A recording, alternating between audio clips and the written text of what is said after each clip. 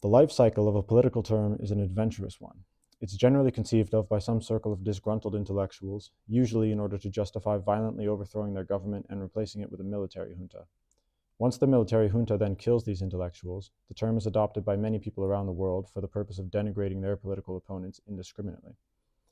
Once the term has been used incorrectly enough times and no one knows what it means anymore, it acquires underdog status, causing many unathletic, pacifist university students in the West to ask themselves, what's so bad about a military junta anyway? This gives the term new life. Capitalizing on the name recognition of a previous military junta is just good politics. Adhering to the original meaning of a political term, meanwhile, is lazy and stupid. One political term whose meaning has changed quite a bit is the term left wing. Left wing used to refer to a group of reformers in pre-revolutionary France who strove to defend the French working class from a tyrannical hereditary monarchy. Nowadays, the term left wing chiefly refers to genderless, childless, polyamorous philosophy professors who strive to defend their university campuses from Jordan Peterson. There are some other terms that go along with left wing. One of them is progressive. The term progressive used to refer to the ideas popularized during the progressive era in America, such as women's suffrage, reducing political corruption, and improving working conditions. Nowadays, progressive is a term characterized primarily by activists working to make it easier to do heroin on the sidewalk in front of a daycare. A similar term that's changed quite a bit is the term liberal. Liberal used to mean that you were in favor of a small government that couldn't control people's lives too much. Nowadays, it means that you're in favor of the federal budget being increased to a size comparable to the GDP of South America.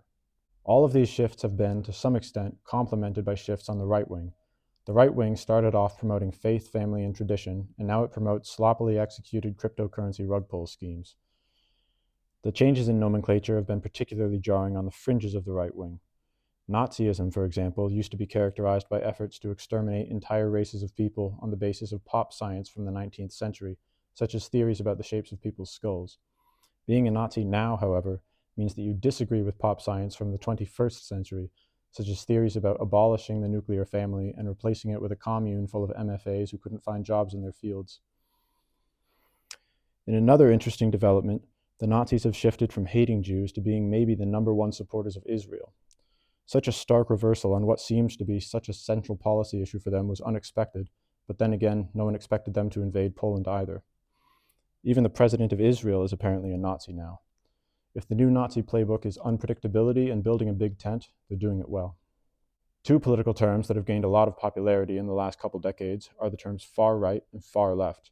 These terms exist to distinguish right-wing extremists from responsible conservatives, like Dick Cheney, and left-wing extremists from responsible liberals, like Bill Clinton. The far right, for its part, is mainly occupied with preserving a white America. White, in this case, means Hispanic people driving pickup trucks. White is another term that has undergone significant changes recently.